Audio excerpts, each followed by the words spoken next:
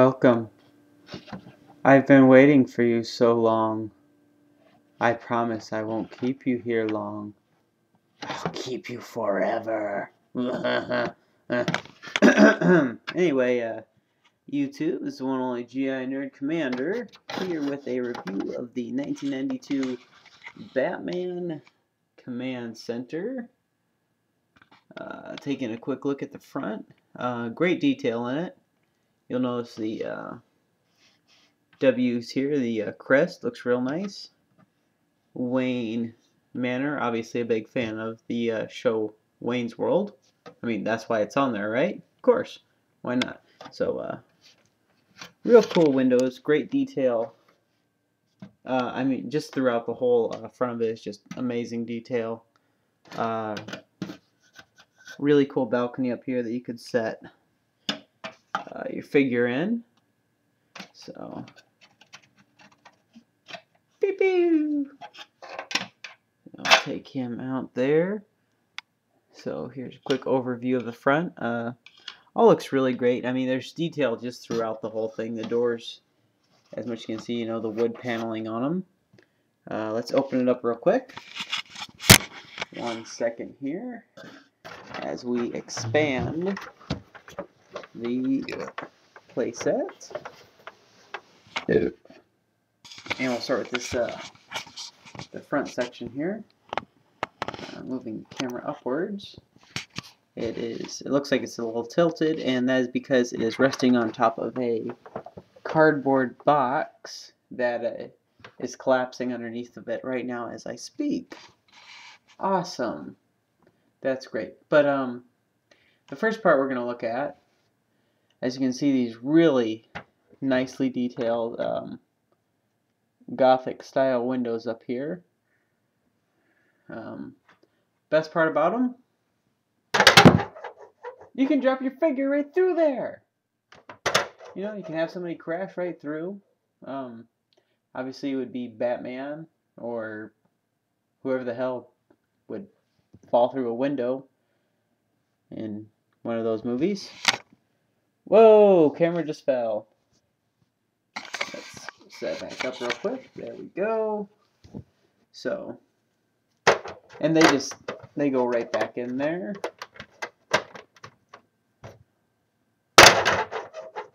He got stuck. So, it'd be really cool. You could just pull like a little zip cord there for the guy.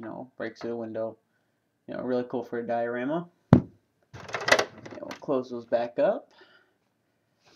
Before we get to the interior balcony area, let's take a look at the roof.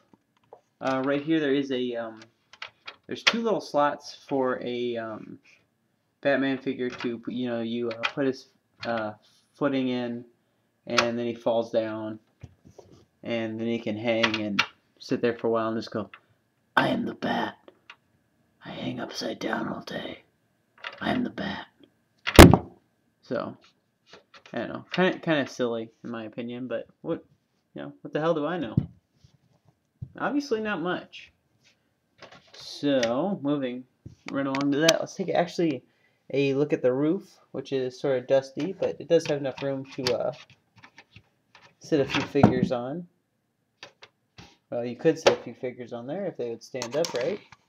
So, but you do have a little bit of room here, and some nice detailing on there. So, actually, the whole thing is just really, really, really great detail for a play set such as this.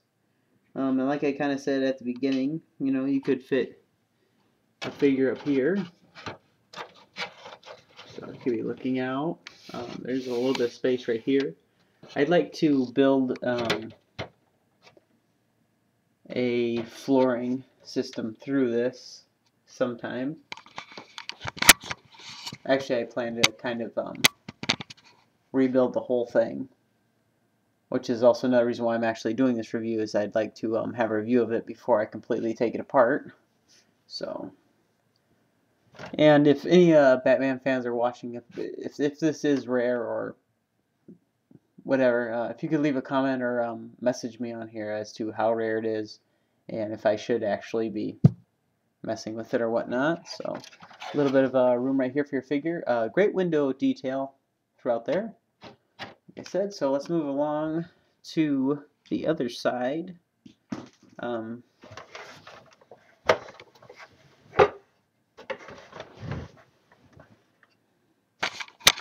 We're just going to adjust the camera downwards here, and as you'll see, really nice, even though it's just stickers, obviously,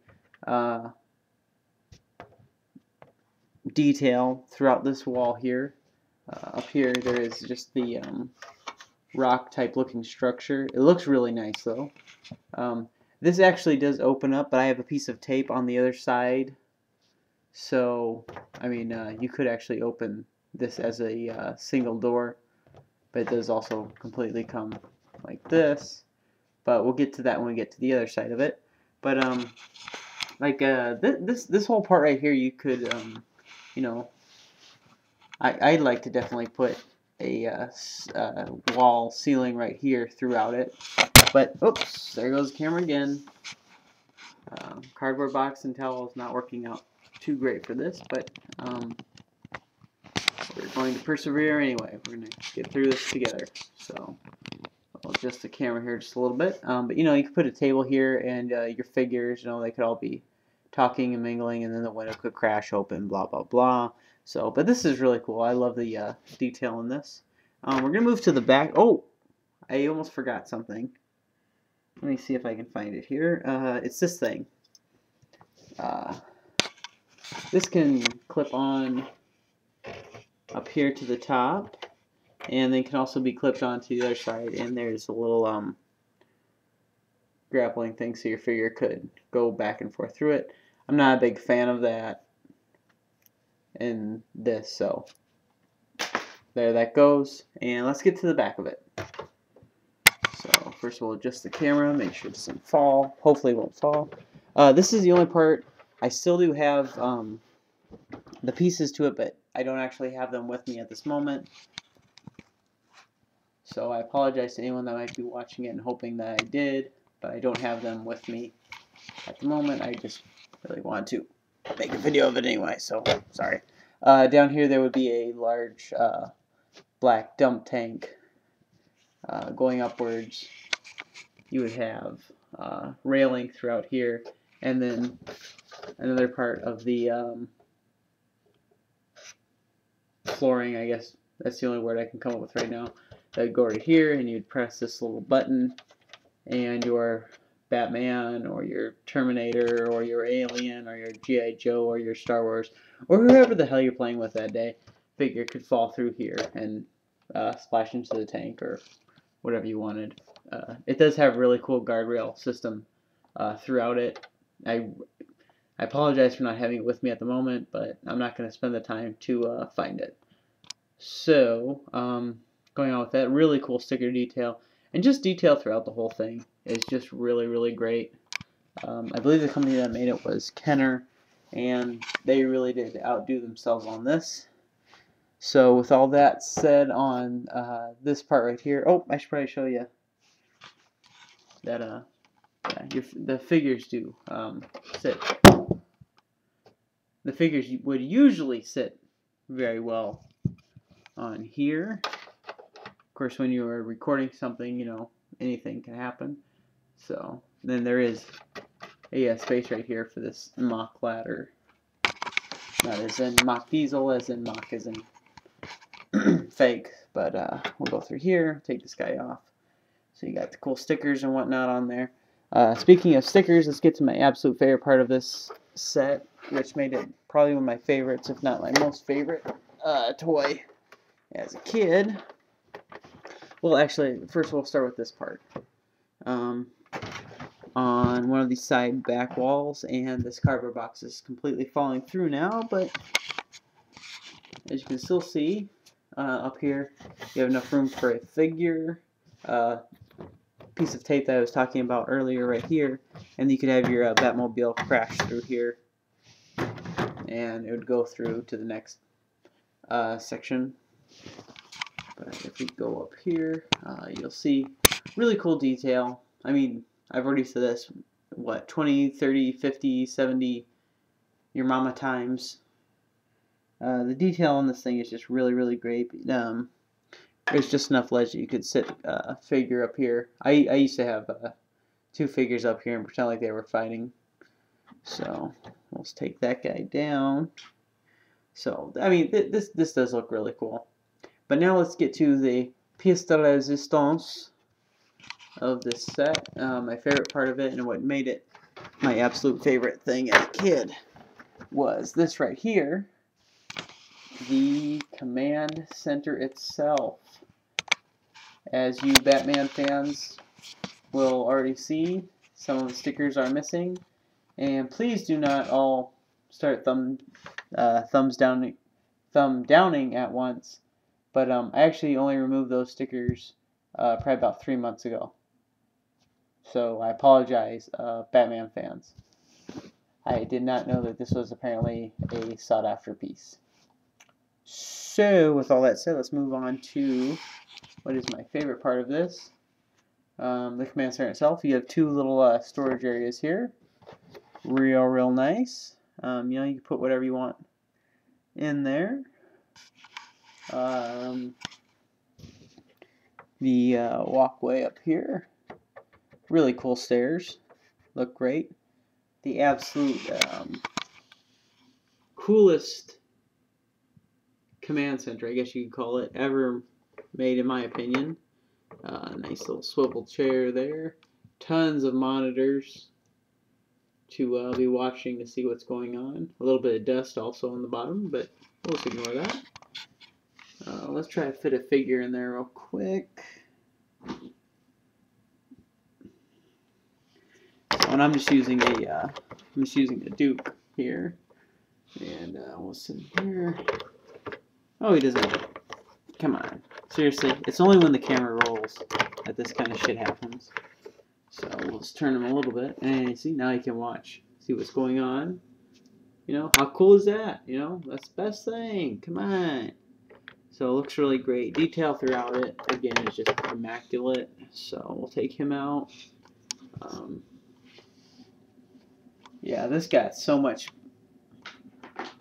This gave me so much enjoyment as a kid. It's unbelievable. Moving on to another action feature is the changing station. Let's try to switch it real quick. I probably should have remembered to do this before I started recording. Okay, well, here we go. So obviously, Bruce Wayne would walk into here and his Batman suit is hanging up. He'd close the door, and it would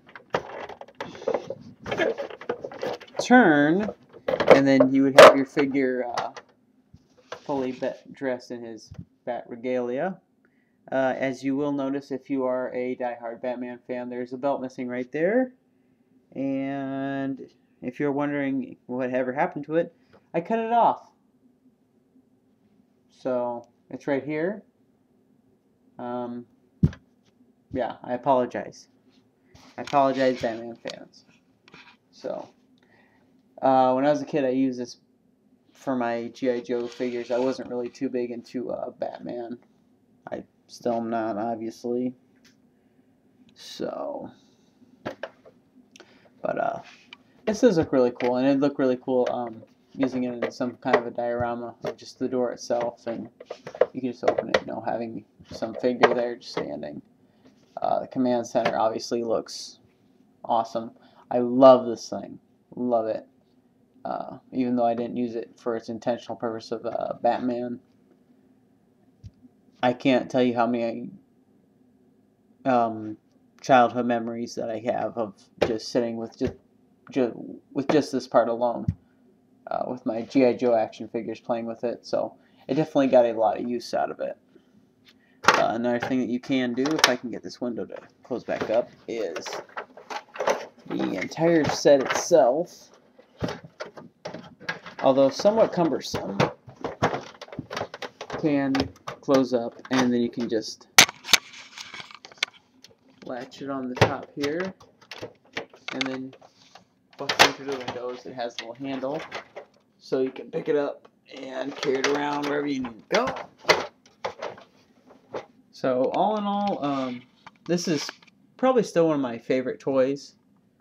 It doesn't have any firing missiles. It doesn't have any lights. It doesn't have any sounds. It doesn't need them. It does not need any of that because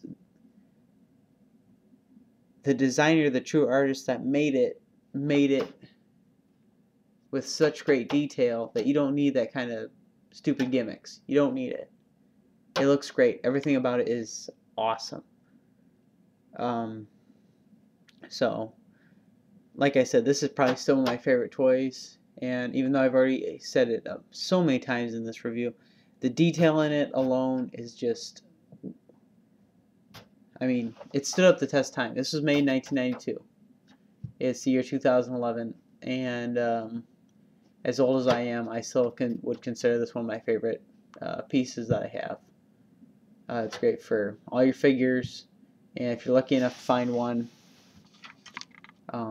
definitely try to pick it up.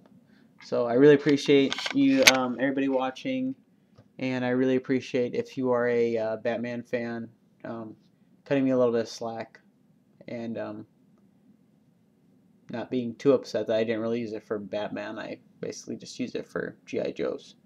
So with all that said, this has been the one and only G.I. Nerd Commander. Thank you again for watching. Yay. Now I have to hit that button that stops the thing.